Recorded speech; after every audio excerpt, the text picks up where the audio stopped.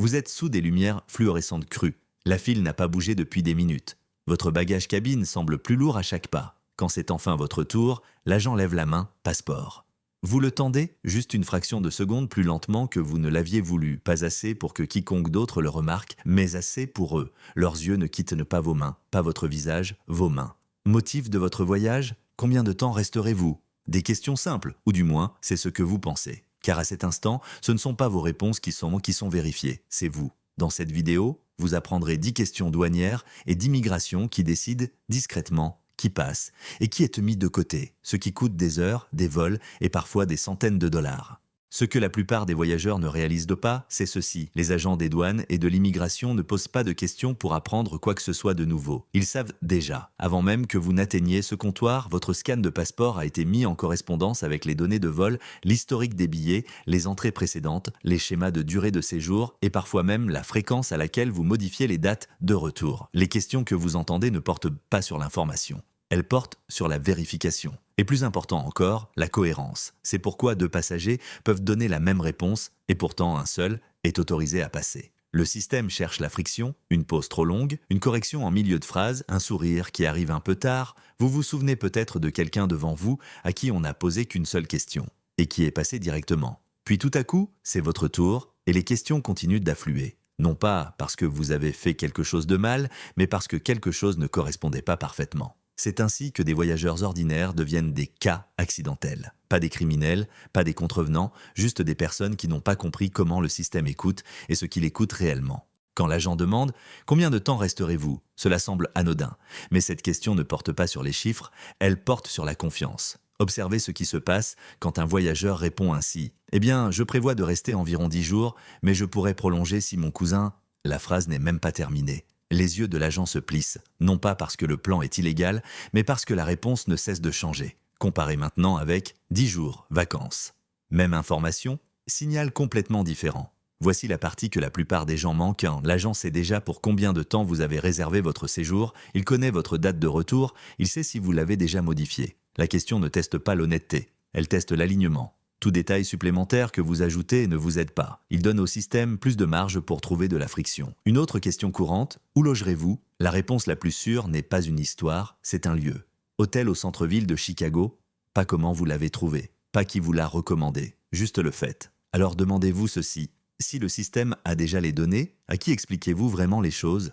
Au moment où vous arrivez aux douanes, vos bagages ont déjà parlé pour vous. La plupart des voyageurs croient toujours que les règles relatives aux bagages cabine sont flexibles, que si un sac rentre presque, c'est bon. Cette croyance était vraie autrefois. Elle ne l'est plus. La taille standard n'a pas changé sur le papier, 22 par 14 par 9 pouces. Ce qui a changé, c'est ce qui compte. Les roues comptent, les poignées comptent, les bords rigides comptent. Et maintenant, les scanners automatisés au comptoir d'enregistrement et aux portes d'embarquement ne négocient pas. Si votre sac dépasse la limite d'un demi-pouce, il ne discute pas, il s'illumine en rouge. C'est là que le choix disparaît. On vous dit de l'enregistrer à la porte, on vous dit le montant des frais, et on vous dit que ça doit arriver maintenant. Pas de débat, pas d'exception, de nombreux voyageurs ne réalisent pas que plus de la moitié des anciennes valises cabines ne respectent pas ces nouvelles mesures, en particulier les modèles à coque rigide achetés avant les récentes mises à jour. Le poids compte aussi. 8 à 10 kg est la limite discrète sur de nombreux itinéraires. Et oui, les ordinateurs portables et les chargeurs comptent. Et il y a un détail qui surprend encore les gens. Si un appareil électronique dans votre sac ne s'allume pas quand on vous le demande, ce sac pourrait ne pas voler avec vous du tout.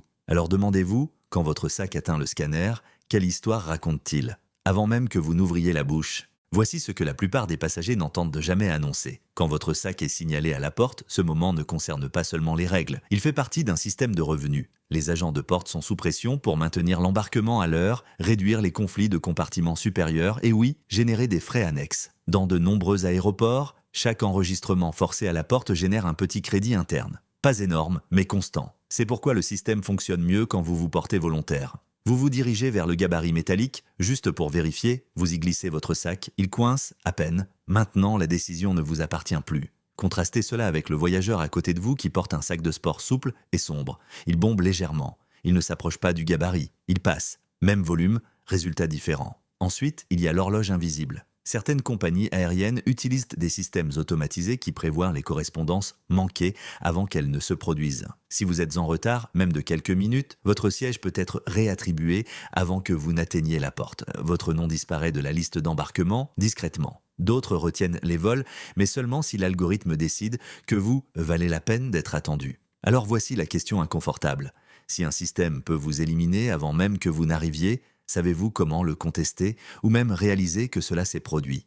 Imaginez deux voyageurs arrivant au même aéroport, sur le même vol. L'un a mesuré son sac à la maison, ils ont pratiqué des réponses courtes, ils savaient quels détails offrir et lesquels garder silencieux. Ils avancent, une question, un tampon, ils sont partis. L'autre voyageur est tout aussi honnête, tout aussi préparé pense-t-il, mais ils hésitent. Ils expliquent, ils s'excusent pour des choses dont personne ne les a accusés. Soudain, ils sont dirigés sur le côté. Une salle secondaire, des frais d'enregistrement à la porte, une correspondance manquée. Maintenant, le stress se multiplie, un conjoint qui attend à la récupération des bagages, une réservation d'hôtel qui approche de minuit, un nouveau prix de billet qui clignote sur un écran, et voici le danger silencieux. Rien de tout cela ne semble assez dramatique pour se plaindre. Personne n'a crié, personne n'a accusé, rien n'a mal tourné. Mais le coût est réel, en argent, en temps et en confiance. Donc, la différence n'est pas la chance, c'est comprendre comment le système vous interprète, même quand vous ne faites rien de mal. La bonne nouvelle est la suivante. Aucun de ces systèmes n'est secret. Ils sont juste discrets. Et une fois que vous comprenez comment ils fonctionnent, vous cessez de réagir et commencez à contrôler la situation. Commencez par les outils les plus simples. Une petite balance à bagages portative coûte moins de 10 $. Elle élimine le doute avant même que vous ne quittiez la maison. Mesurez votre sac entièrement déployé, roues et poignées incluses. Si c'est juste, c'est trop grand. Ensuite, préparez des réponses, pas des explications. 2 ou 3 phrases courtes que vous pouvez prononcer sans réfléchir. 10 jours, vacances, hôtel près de l'aéroport, retour le 18. Rien de plus. Si vous êtes âgé, demandez ce que le système autorise déjà. Assistance, point pré-embarquement. Service de voiturette électrique. Une question calme comme « Avez-vous de l'assistance disponible pour les passagers âgés ?» débloque souvent des files prioritaires, un embarquement anticipé ou une simple aide humaine sans coût supplémentaire. À l'avenir, l'automatisation augmentera. Les scanners deviendront plus stricts. Les algorithmes décideront plus vite. Les voyageurs qui réussiront le mieux ne seront pas les plus bruyants ou les plus chanceux. Ce seront ceux qui comprendront quand parler et quand ne pas le faire. Les aéroports ne sont pas devenus plus sévères. Ils sont devenus plus précis. La différence entre une arrivée en douceur et un retard coûteux est rarement une question de chance. C'est de la préparation et de savoir comment le système écoute. Si cela vous a aidé à voir les règles de voyage différemment, partagez-le avec quelqu'un qui voyage souvent en avion et qui continue d'avoir de la malchance. Laissez un commentaire avec ce qui vous a le plus surpris. Ceci est Règles de voyage discrètes. Voyager informé,